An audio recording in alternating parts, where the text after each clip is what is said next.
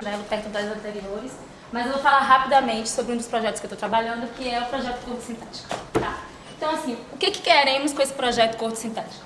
A gente quer produzir e disseminar conhecimento para o avanço científico. E isso é uma das missões do SIDAX. Eu vou deixar essa palavra disseminar em caixa alta, porque ao decorrer da apresentação acho que ela vai ficar bem clara. E por que a gente quer produzir e disseminar conhecimento usando uma corte sintética?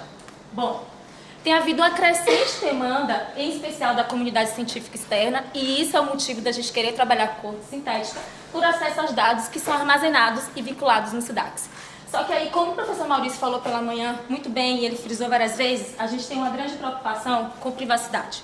Então a gente quer aqui alinhar a questão da privacidade, que é muito importante para o SIDAX, mas também a gente quer pensar em como fornecer e dar acesso a esses dados que são vinculados e produzidos aqui no centro.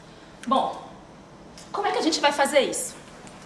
Então para fazer isso, uma interrogação muito grande surgiu na minha cabeça. E aí eu queria citar o Drummond, porque ele vai explicar essa questão da interrogação. No meio do caminho tinha uma pedra no meio do caminho. No meio do caminho de todos os pesquisadores aqui existem várias pedras, né? Cada trabalho, cada pesquisa tem uma pedra. Mas então, quais são as minhas pedras? As minhas pedras são duas. E elas vão levar ao duelo, que é privacidade e acesso aos dados. Então, quem é que vai vencer esse duelo?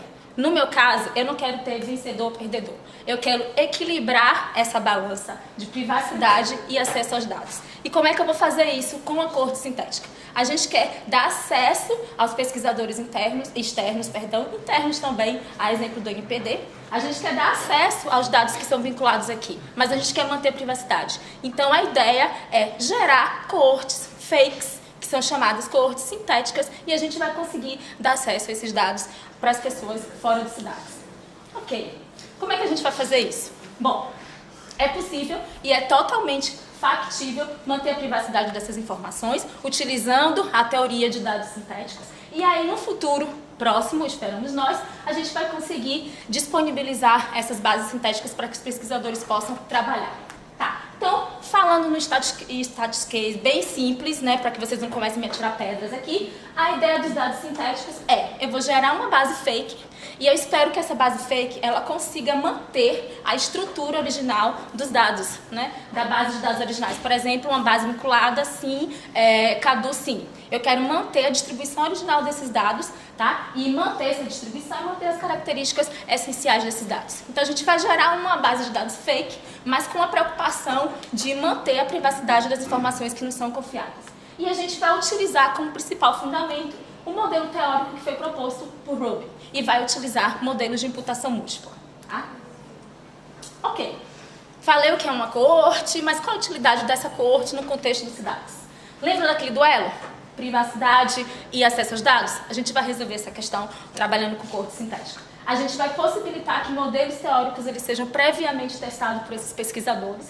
Além disso, a gente vai fomentar a pesquisa e produzir conhecimento, porque a gente vai permitir que novas ferramentas e algoritmos eles sejam testados.